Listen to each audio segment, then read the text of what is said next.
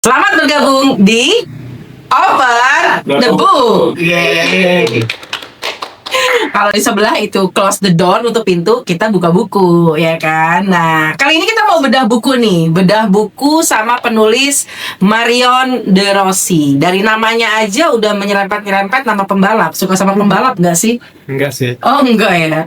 Oke, jadi Marion De Rossi ini sejauh ini yang saya kenal, dia ini juga editor naskah di salah satu penerbitan, bener ya?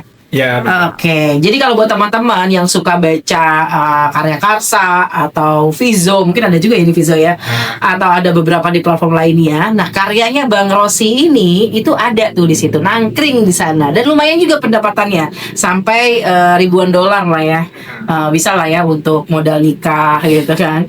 Nah, Alhamdulillah. alhamdulillah. Tapi buku pertama yang dicetak oleh Bang Rossi ini adalah The Syndrome. Melarikan diri dari hutan kegelapan. Kira-kira ini bercerita tentang apa nih? Tapi boleh lah ya saya sedikit singkat baca blurbnya aja di Iya, belakang. boleh. Silakan. Oke, ke zoom ya, nanti di zoom ya tolong. Cynthia ditarik ke dalam hutan belantara yang misterius ketika ia tengah berdoa pada penunggu pohon beringin raksasa di sebuah perkampungan. Ia dihadapkan pada lelaki keji yang menyamar sebagai iblis. Kehidupan Cynthia pun berubah menjadi mimpi buruk yang tak berujung, dengan siksaan dan penderitaan yang tak ada habisnya. Pertanyaan-pertanyaan pun muncul. Siapakah lelaki itu? Apa yang mendorongnya untuk melakukan kejahatan yang tak terbayangkan ini? Dan yang paling penting, bisakah Cynthia menemukan kekuatan dalam dirinya untuk melarikan diri dari kengerian yang mengancam hidupnya? Jadi sebenarnya siapa lelaki itu? Dia jin kah? Manusia kah? Atau siapa nih? Coba kita langsung tanya penulisnya aja ya. Spoiler berarti ya. Nggak spoiler sih ya, dikit-dikit lah ya. Kira-kira Ini nggak apa-apa sih. Oke, kira-kira menceritakan tentang apa sih The Syndrome ini? Jadi begini ya, untuk pertama itu memang buku ini kan di awal-awal itu menceritakan tentang Cynthia gitu. Cuman memang fokusnya memang ke tokoh utama si pria itu, yang sebenarnya untuk di awal-awal diperlihatkan itu sebagai antagonis sebenarnya. Yang tadi di blurbnya kan itu ada kata-kata kalimat lelaki berhati keji gitu, yang nyamar sebagai iblis gitu. Nah, memang diperlihatkan seperti itu. Tapi memang fokus di buku ini adalah menceritakan dia sebenarnya. Tapi plot twistnya jangan-jangan si lelaki keji ini adalah jagoannya nih. Bukan kejagoan sih. Tapi tokoh utama. Memang dia tokoh utama, dan saya itu mencoba untuk mengangkat sebuah tema atau keresahan yang saya alami di dalam hidup itulah. Keresahan apa yang Bang Rossi alami sampai menerbitkan buku ini? Jadi memang latar belakang itu agak ini ya, agak di rumah itu dulu banyak orang bermusuhan gitu. Yang satu dendam, yang lainnya juga ikut dendam gitu. Nah, jadi saya ingin mengangkat tema itu, dendam gitu. Jadi aku pikir di dalam pemikiranku itu dendam ini kok ternyata ya bisa jadi lingkaran setan yang nggak ada, yang unlimited yang gitu. nggak ada habisnya. Nggak ada habisnya gitu. Misalnya nih, maaf ya, misalnya aku bunuh si A gitu. Nah, si A ini nanti keluarganya si A, dia bisa dendam kepada si keluarganya yang membunuh ini gitu loh. Nah, jadi nanti itu akan jadi lingkaran setan yang nggak ada habis. Berarti klimaksnya dalam story ini tuh apa? Klimaksnya dalam story ini tuh adalah sebenarnya ya berpasrah kepada Tuhan sebenarnya. Pertobatan, meminta pertolongan kepada Tuhan. Sebenarnya agak religius juga sih, tapi nggak tahu ya. Oke, nah sudut pandang apa yang dipakai dalam novel ini? Sudut pandangnya untuk POV ya, POV itu pakai sudut pandang orang ketiga sih. Orang ketiga. Kenapa memilih sudut pandang orang ketiga?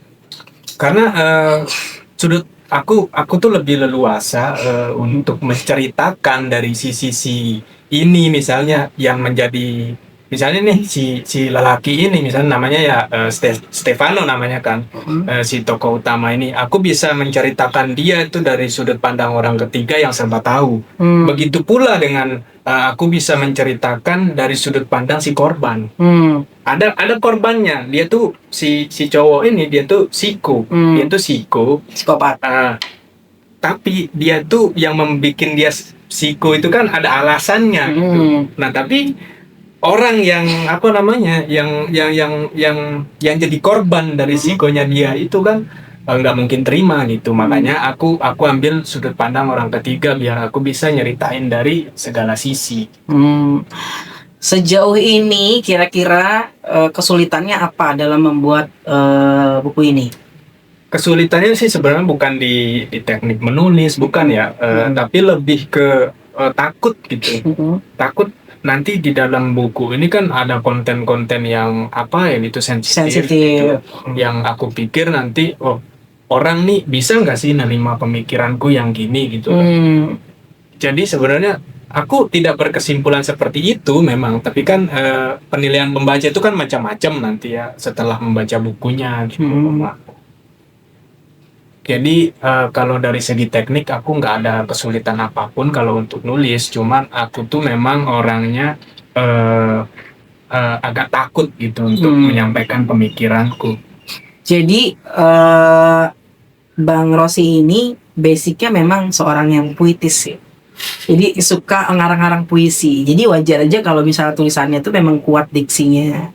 Banyak menggunakan majas-majas ya kan. Ya agak sedikit-sedikit inilah ya. Hiperbolis lah ya. Tapi ya seru sih. Ya kan. Tentunya dibungkus dengan cerita yang menarik, yang seru gitu kan. Nah, kira-kira apa poinnya yang membuat naskah ini menarik gitu? Aku dengan pede aja ya bilang naskah ini memang aku bikin dengan kesungguhan hatiku ya, dengan diksi yang aku udah pilih-pilih itu tepat nggak sih penggunaan diksi ini di sini gitu loh, dan juga apa namanya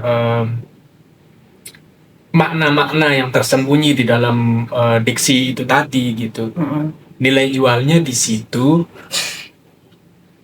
Dan apa ya, aku pikir juga pembaca kalau baca buku ini, aku pikir pembaca juga akan memetik makna yang sangat dalam menurut. Apa pesannya? Iya, pesan yang ingin saya sampaikan ke dalam buku itu, dan ceritanya juga dengan pede aja aku bilang itu sangat menarik kok cerita. Apa kira-kira pesan apa yang bisa pembaca dapatkan misalnya untuk pembaca gitu, yang bisa didapatkan dari cerita ini, pesannya apa? Oke. Pesannya memang kita kan sebagai manusia biasa ya, memang kalau dijahatin sama orang memang wajar-wajar aja kan, kita dendam gitu kan. Cuman kan kita juga nggak bisa memaksakan kehendak kita gitu. Tiba-tiba kita nih kita bisa memilih itu, kita mau jadi malaikat itu atau kita mau jadi iblis. Kita bisa hidup di antara keduanya gitu. Kita bisa jadi keduanya gitu. Nah, itu pilihan masing-masing aja. Tapi kira-kira ada plot twist ya di sini, di naskah ini? Tentu ada. Banyak. Itu di cuman kalau di part ini belum ada, karena kan itu ada 2 seri sebenarnya, dan seri kedua itu belum terbit. Memang agak seru nih yang plot twist, jadi penasaran kira-kira kadang-kadang kalau misalnya plot twist itu yang menjebak itu, yang tadinya kita kira protagonis atau jadi antagonis. Nah, itu. Yang tadinya antagonis di depan tiba-tiba jadi protagonis gitu kan. Memang agak seru sih kalau cerita-cerita naskah yang memang mengandung plot twist. Maaf aku potong Mak nih. Ngomong soal plot twist itu juga ya menarik banget gitu.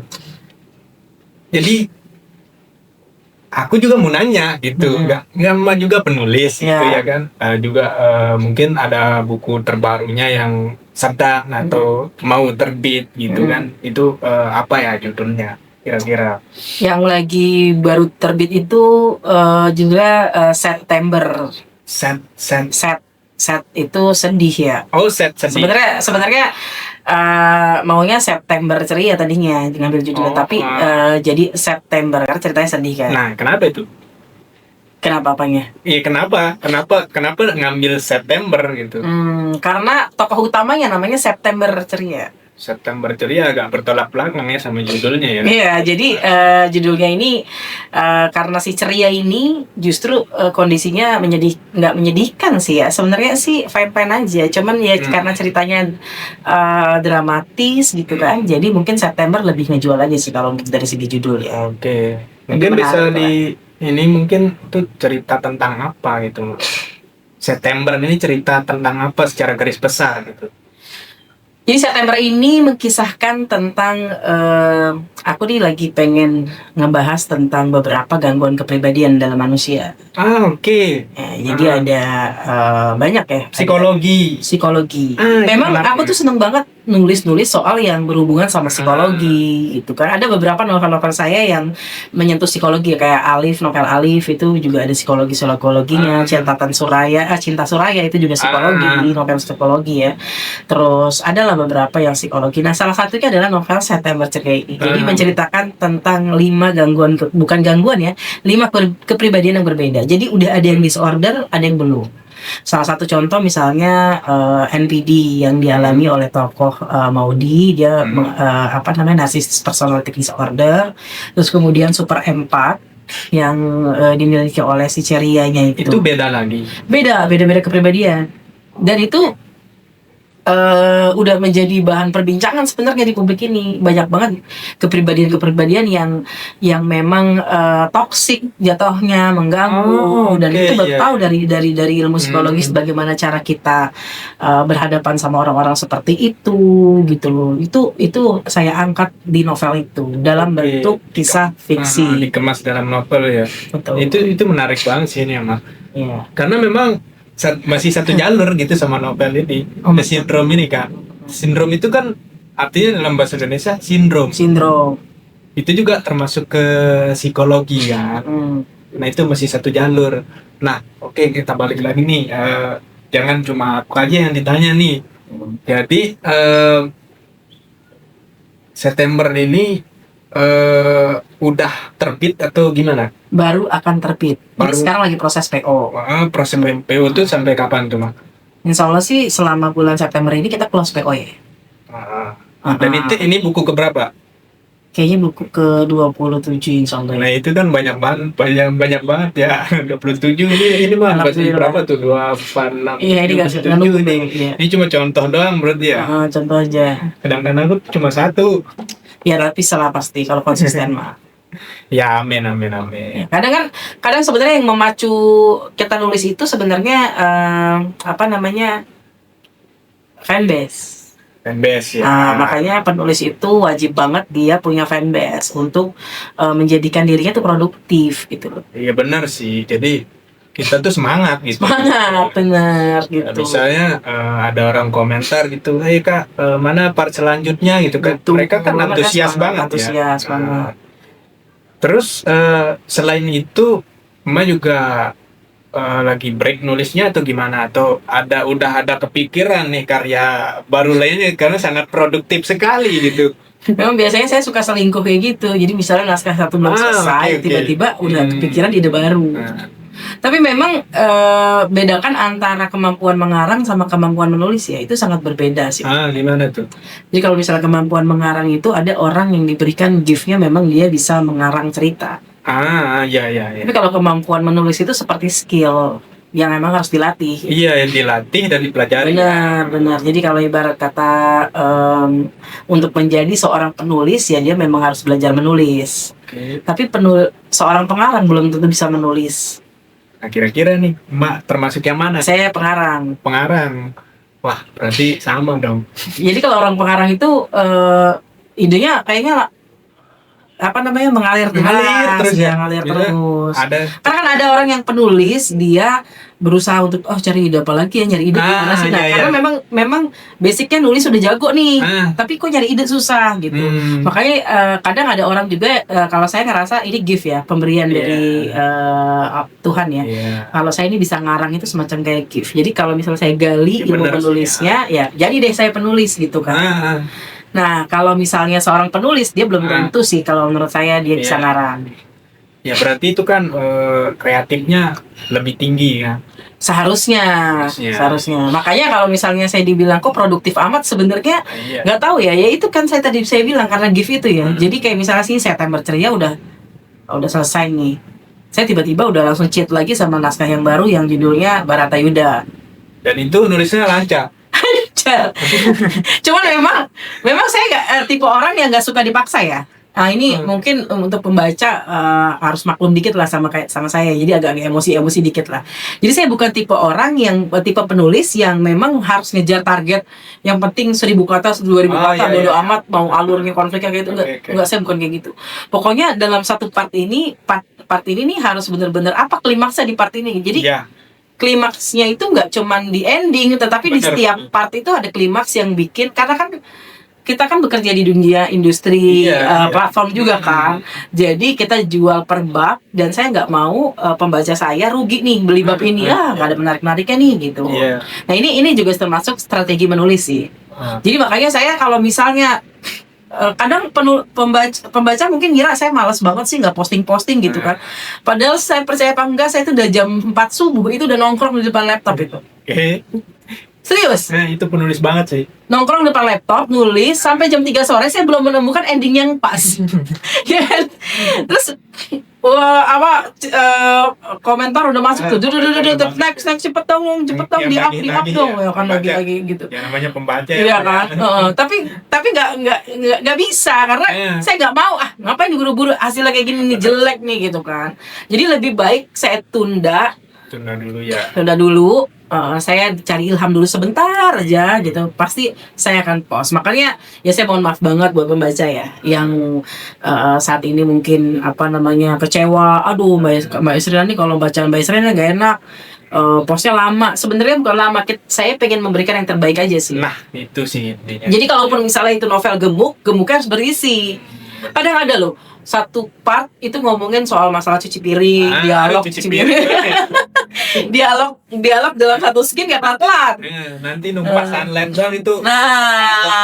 Berapa paragraf. Jadi itu kan nggak ada isinya. Nah, saya kalau saya pribadi penulis nggak ya gitulah. Nah, Bang Momoi sendiri gimana? Sebagai penulis platform juga kan? Iya, sebagai penulis platform sih aku agak ini kan. Aku memang basicnya nggak platform dulu. Buku. Aku awalnya memang buku. Ya, lebih ke sama. baca-baca buku cetak gitu. Kalau platform kan memang serba cepet ya, Mbak. Iya, benar. Misalnya orang tuh langsung ke intinya aja gitu loh. Kalau cerita langsung ke inti, lugas gitu bahasanya. Apalagi aku yang suka pakai diksi-diksi aneh gitu kan, orang bisa nggak paham nanti. Makanya aku masih belajar kalau di platform gitu.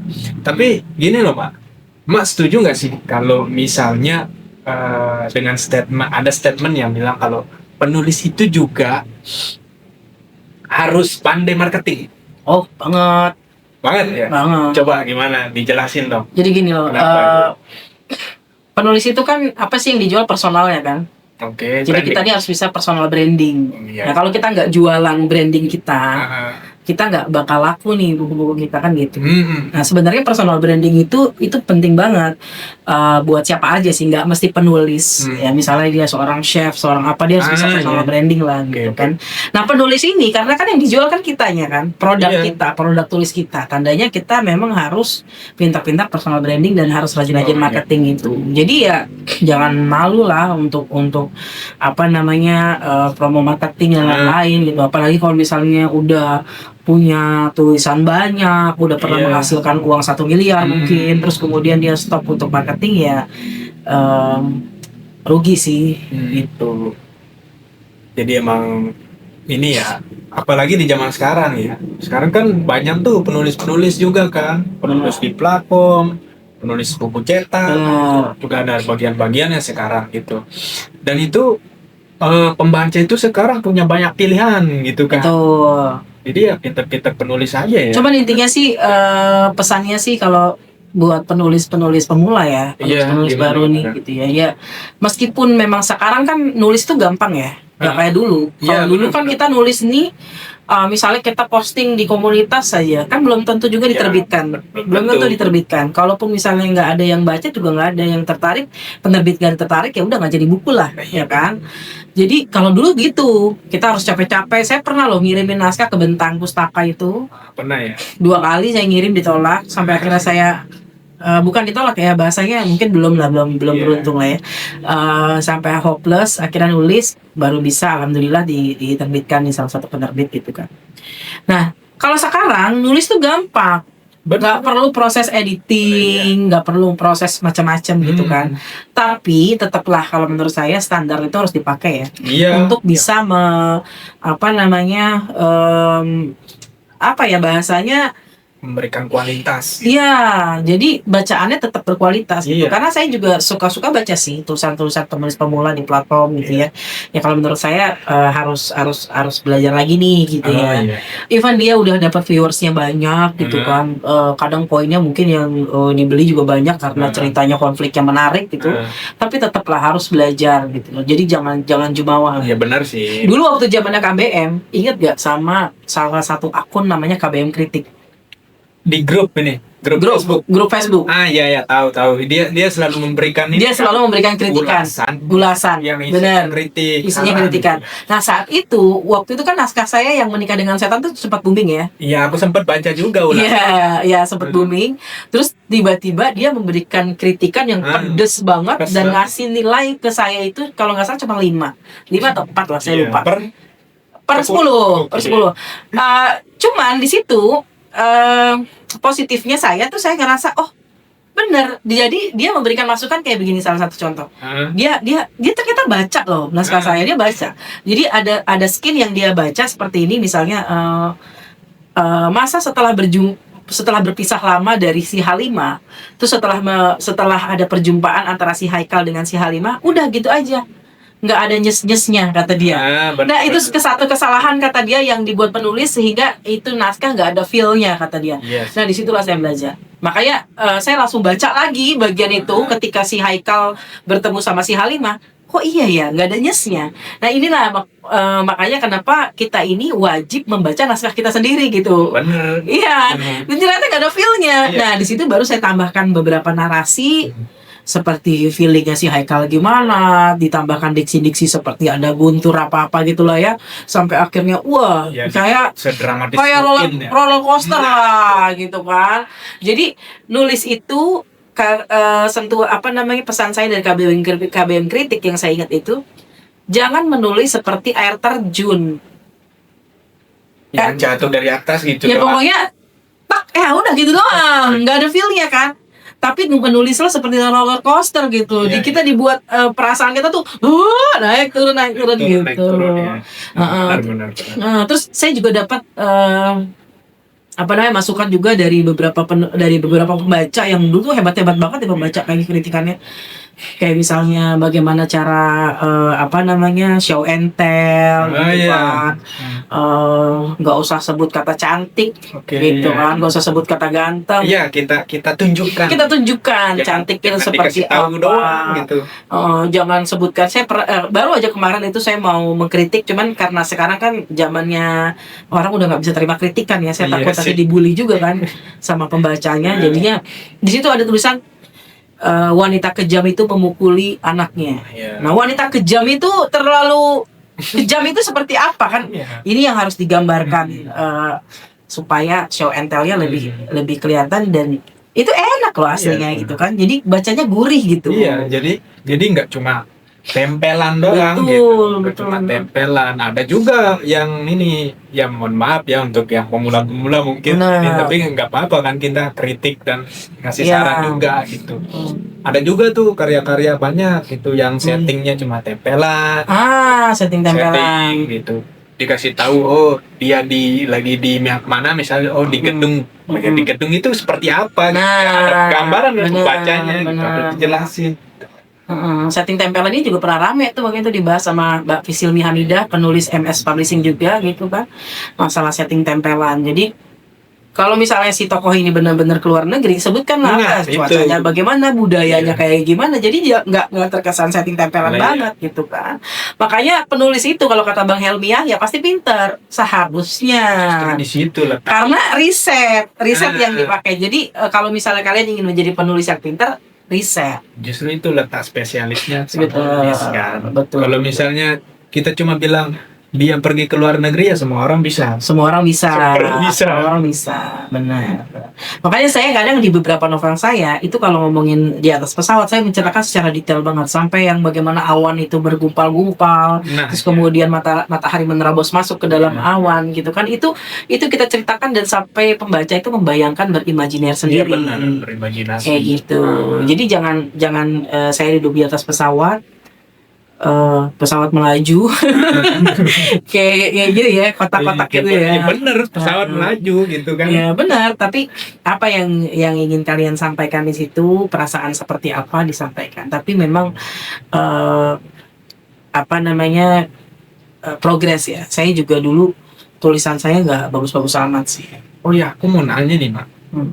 Soal September nih, balik lagi. Oh iya. Jadi September ini itu kan biasanya Mak nulis dari kisah nyata, ada ininya, pelakunya yang memang bener nyata gitu ngalamin, atau memang cuma imajinasi fiksi semata gitu, atau kecampuran keduanya gitu.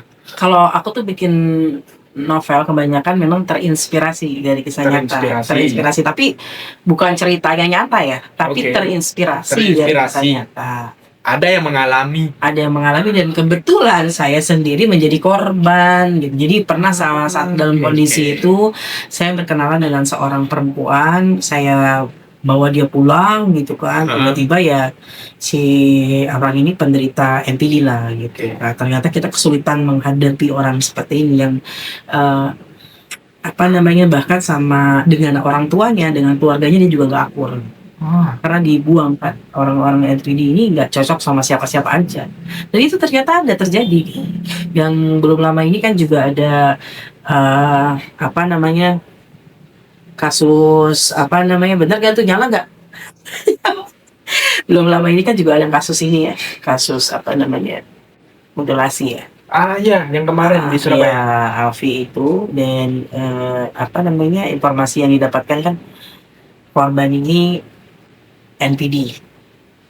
Jadi controlling, suka gaslighting, marah-marah, terus suka memanfaatkan. Pengen jadi Jadi pengen jadi bahan perhatian. Kalau belum pernah menemukan sosok NPD ya, biasa aja gitu. Tapi kalau udah menemukan, kita tuh kok ada ya manusia kayak gini yang sama manusia lain transaksional gitu. Ngerti nggak transaksional? Iya, paham. Transaksional itu kalau lu nggak ada untungnya buat gue, ya nggak. Orang-orang yang harus ada untungnya. Oportunis berarti. Ya, jadi tapi oportunis sih wajar. Wajar. Setiap manusia pasti oportunis. Cuman kalau over- udah disorder ini, udah menjadi penyakit, ini menjadi bahaya. Bahkan sama Allah, sama Tuhan pun transaksional. Oh, berarti nggak kira-kira. Nggak cuman sama manusia, tapi sama Tuhan pun dia transaksional. Ini yang saya temukan sama salah satu orang yang waktu itu sempat berseteru sama saya juga, gitu kan. Akhirnya saya kira, wah ini menarik sih. Akhirnya sejak itu saya baru deh bikin cerita ini. Memang menarik sih cerita. Dan saya ngulik bagaimana cara menghadapi NPD, terus siapa-siapa saja yang bisa bertarung dengan NPD ini, terus NPD ini kalahnya dengan apa gitu kan. Nah itu saya pelajari banget sampai nanya ke psikolog, sampai saya baca literaturnya, terus akhirnya saya tuliskan lah di novel ini secara. Jadi di dalam novel ini nggak cuma cerita tentang NPD aja, tetapi kayak super empat. Ya. Super empat itu juga gangguan itu termasuk. Walaupun itu sesuatu yang baik gitu. Sesuatu yang baik. Jadi dia tuh semacam kayak people pleaser kan. Iya. Jadi dia suka nggak enakan sama orang sampai akhirnya pada akhirnya nggak enakannya itu membuat membelenggu dia. Dia rugi. Ya. Bikin dia bingung. Akhirnya ini menjadi gangguan kepribadian juga jatuhnya, walaupun baik ya. Super empat itu ada. Terus ada juga yang introvert next level. Iya. Introvert next level ini udah bener-bener introvert yang udah tingkat dewa lah. Ada lagi dark empat. Apa itu? Udah nggak punya empati. Jadi kalau NPD itu kan sama, nggak punya empati juga ya. Dark empat berarti sama nggak sih kayak psiko? Lebih ke psikopat. Jadi kalau orang NPD itu kan misalnya dia nggak punya empati. Tapi kalau misalnya masih ada dalam dia masih, misalnya saya berikan contoh begini ya. Oke. Misalnya pasangan suami istri yang kemarin suami istri misalnya. Si NPD ini pada dasarnya dia punya jiwa yang pengecut gitu. Oke. Makanya dia selalu mengontrol pasangannya, ngikat pasangannya, nggak boleh kemana-mana nih aslinya. Kalau nggak ada supply baru, dia nggak bakal pernah meninggalkan orang ini, intinya gitulah. Ya. Begitupun dia juga nggak mau ditinggalin. Makanya dengan banyak cara pun dia akan mengikat orang ini. Tapi dia sifatnya controlling, terus sifatnya suka hati, seenaknya dia drama lah ya. Drama queen, manipulatif gitu kan segala macam. Jadi walaupun dia nggak punya rasa empat, tapi dia masih punya ada keterikatan dalam jiwanya. Tapi kalau dark empat ini beda lagi. Kalau dark empat ini dia lebih kayak ke psikopat ya. Dia memanfaatkan orang lain hanya untuk kepentingannya dia, gitu ya. Dan kalau orang lain itu nggak memenuhi kebutuhannya dia akan marah, akan berontak, dan mungkin sifatnya menyakiti, seperti itu. Udah sampai menyakiti orang ya. Ya, seperti itu mungkin. Jadi di situ saya tuliskan tuh dalam novel saya itu ada beberapa gangguan kepribadian dari beberapa karakter yang saya bikin ceritanya. Ini tuh menarik banget sih. Jadi itu berarti bukunya tebal ya? Tebal. Seperti biasa ya? Seperti biasa. Sekitar 600 halaman ya. 600 halaman, wah. 600 halaman. Banget sih itu. Tebal banget. Hardcover Lagi. Kalian jangan lupa PO ya. Itu.